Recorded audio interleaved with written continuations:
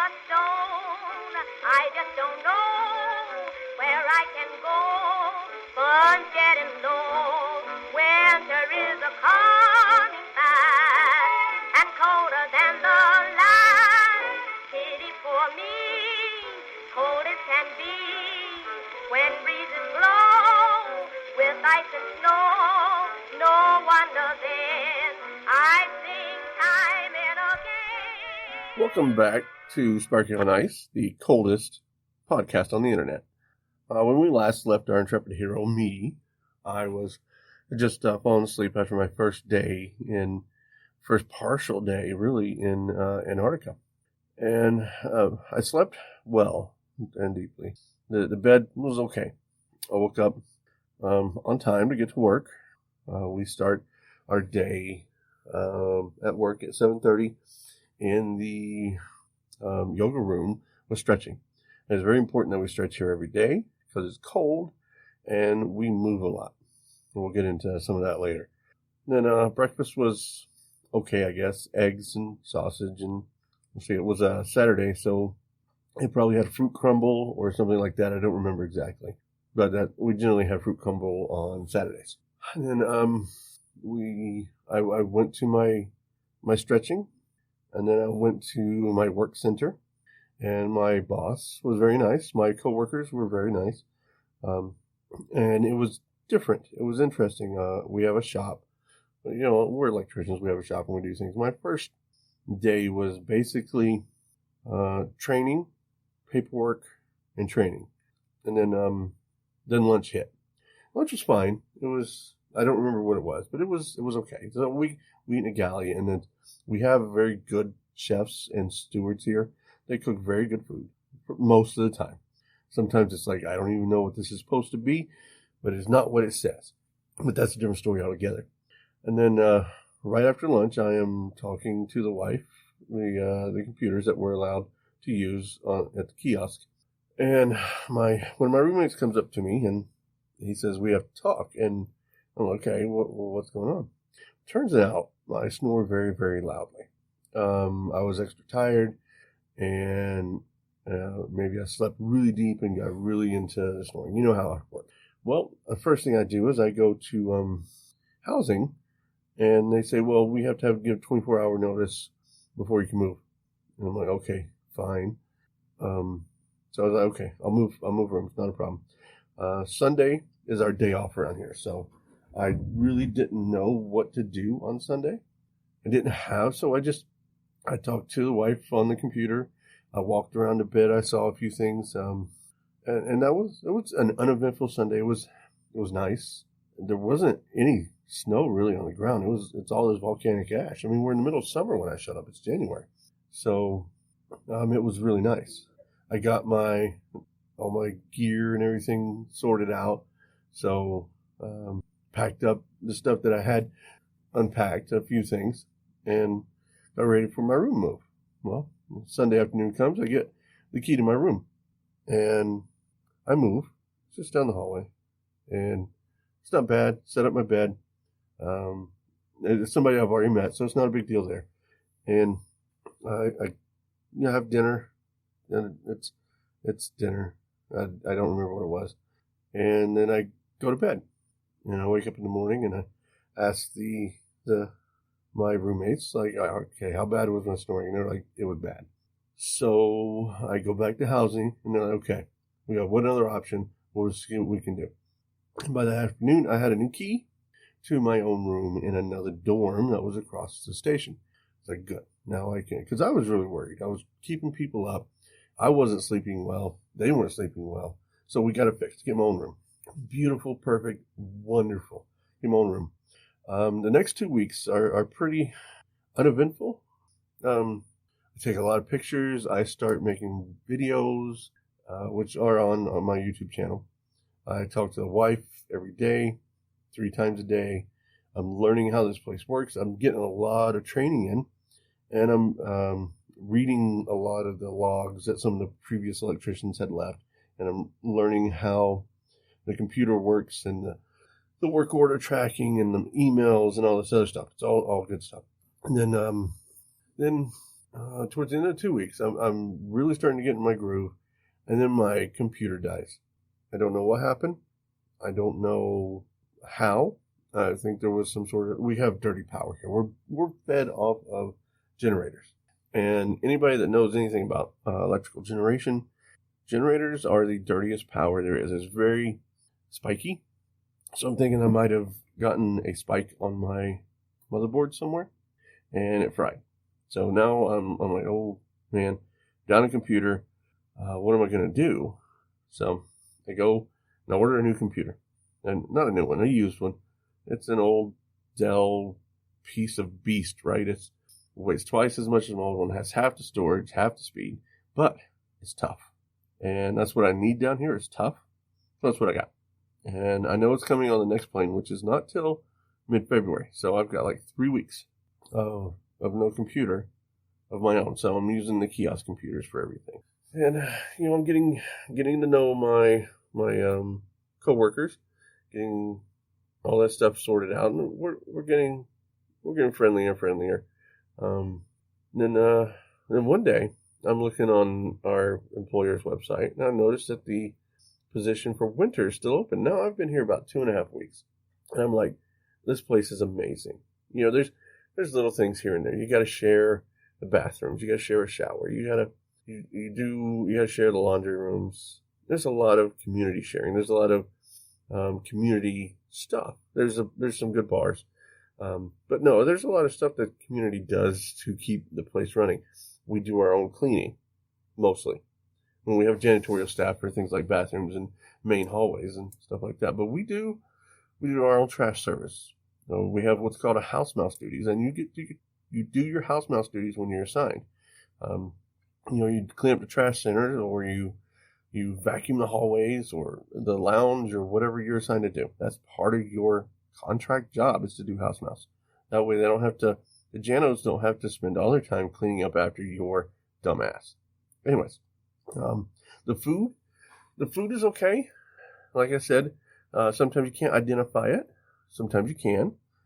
Sometimes it is not what they say it is. They say it's chicken marsala, but so far it hasn't been chicken marsala. I like chicken marsala, and I'm not a fan of this one. We have Taco Tuesdays, which is actually protest pizza day for me, because I do not like tacos and Mexican style food. And I'm pretty sure refried beans generally aren't that color. So, no. And then we sometimes have like Thai Thursday.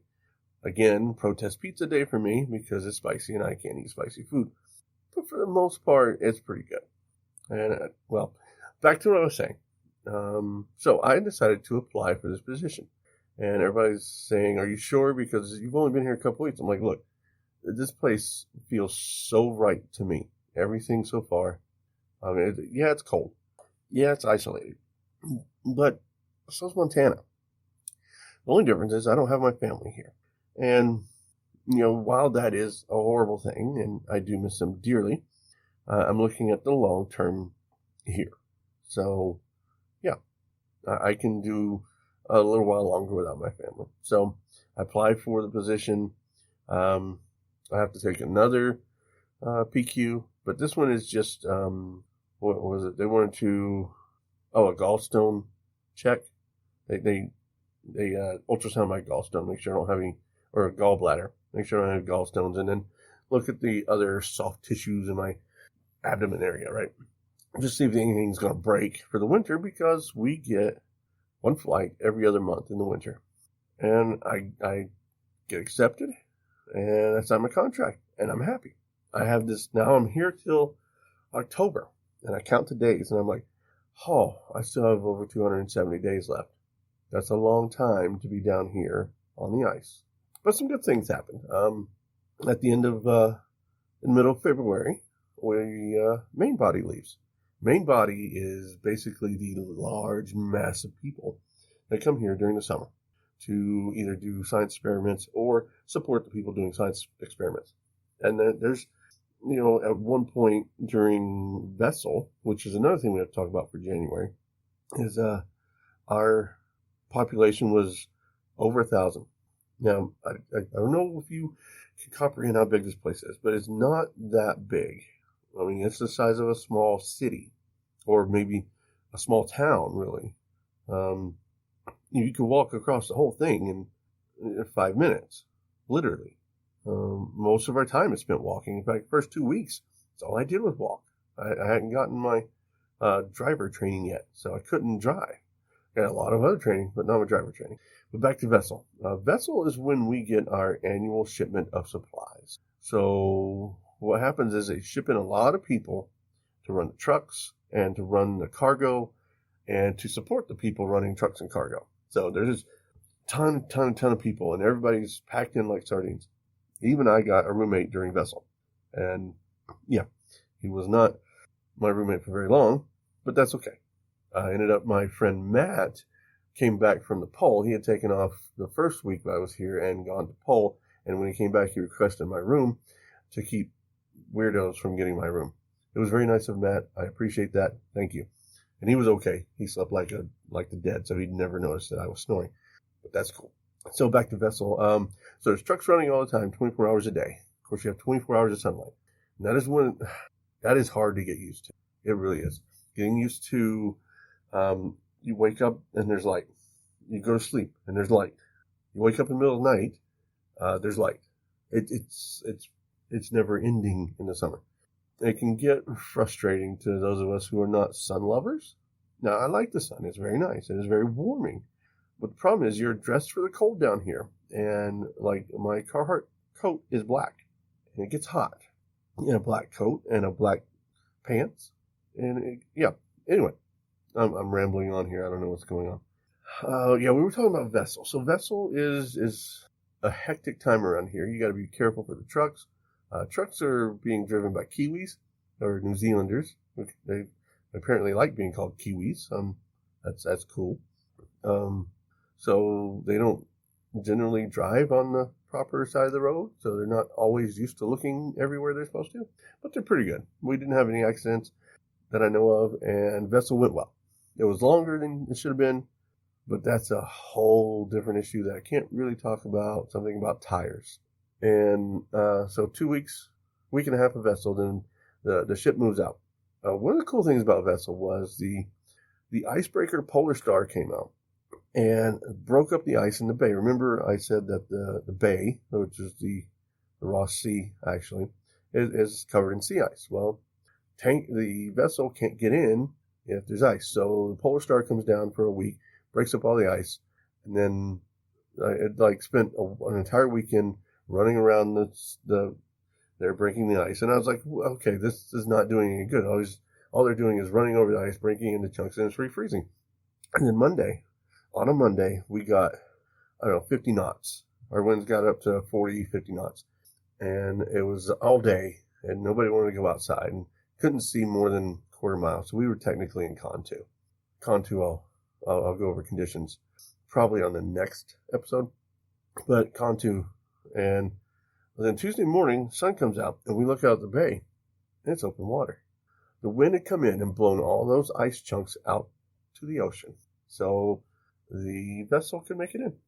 And that was interesting. I'd never thought it would go that way. And it was really cool. So now we have this big, huge open bay of water. And I'm like, okay, all new pictures. Got tons of pictures because before all I had was sea ice pictures. Now I've got water and the continent and the mountains. And so I take a trip down to Hut Point, which is the Scott Admison's, or what is his name? Admiral Scott from, I think, England. Took some trips down here in the early 20th century, and this was the hut he built.